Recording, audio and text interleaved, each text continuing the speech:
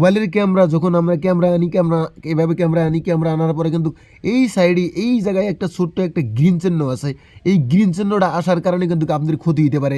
তো এই গ্রিন চিহ্নটা কীভাবে আজকে বন্ধ করবেন আপনি আজকে আমাদের দেখাম।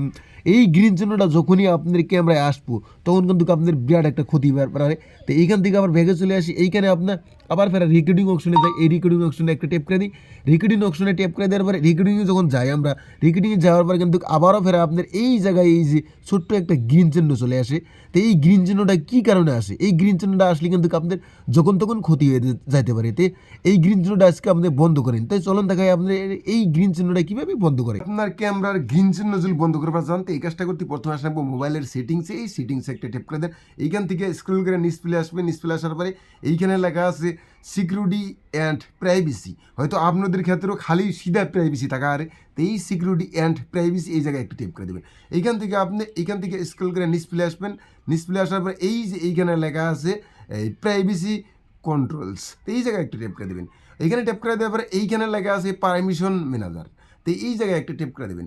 এইখানে টেপ করে দেওয়ার পর এইখান থেকে স্ক্রল করে ডিসপ্লে আসবেন। এইখানে এই যে লোকেশন আছে লেখা, এই লোকেশনে একটা টেপ করে দেবেন।